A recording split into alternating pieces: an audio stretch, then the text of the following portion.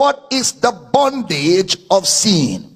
The bondage of sin is sin consciousness. The bondage, the captivity of sin is in the consciousness of sin. Sin consciousness. That is the bondage of sin.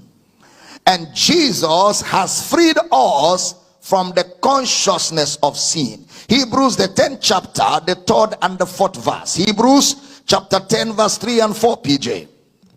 But in those sacrifices there is a remembrance again made of sins every year. Next verse. For it is not possible that the blood of bulls and of goats should take away sin. So they were bringing animal blood every year, and those sacrifices were not capable. It is not possible. So the only thing that the yearly bringing of animal sacrifices achieved was the bondage of sin. It planted in people the consciousness of sin.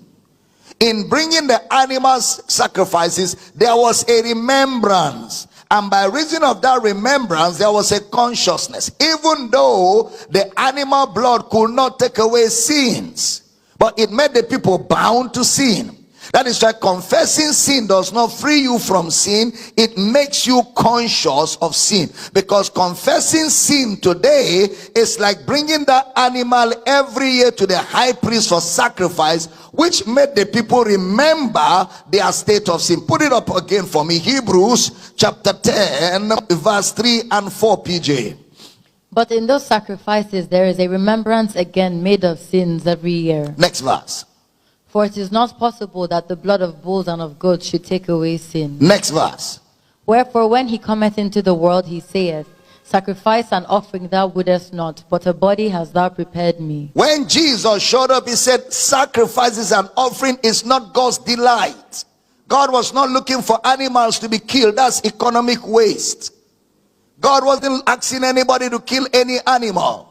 But since Moses was telling them about Jesus, that will be the animal that will die our death, and they refused to understand, he now made them to be killing animals per adventure. As they are bringing animals every year to be killed, they may get the message he was trying to communicate. And even with that, they never got the message. Moses, because of the hardness of your heart, demanded animal sacrifices, but from the beginning it was not so.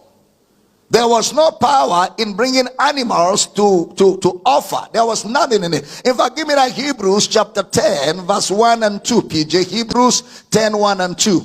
For the law, having a shadow of good things to come, and not the very image of the things, can never with those sacrifices which they offered year by year continually make the comers thereunto perfect. It can never with those sacrifices which they offer year by year continually make the comers perfect. Never. It can never.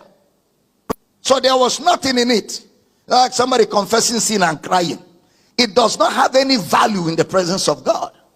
It can never. Look at the next verse, PJ. Look at the next verse too.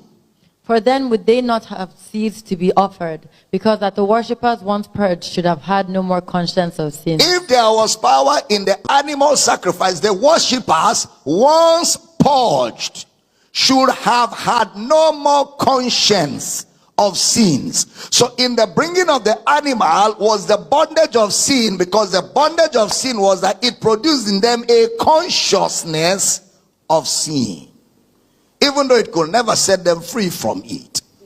But we are delivered from the consciousness of sin. Hebrews chapter 10 verse 10, PJ. Hebrews chapter 10 verse 10.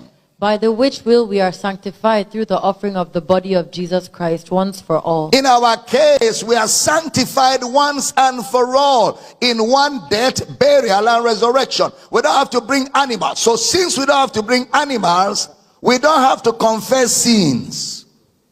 Because the bringing of animals in the Old Testament was so that the high priest could confess sin on the goat of escape or the scapegoat. Every year they will confess sins on the scapegoat. But in our case, the offering of Jesus once and for all has liberated us from all of those. So what matters in the presence of God is the blood of his son.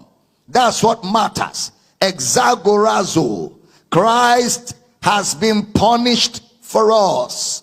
Christ has been punished for us. So there is therefore now no condemnation to those who are in Christ Jesus. For the law of the Spirit of life in Christ Jesus has set me free from the law of sin and death.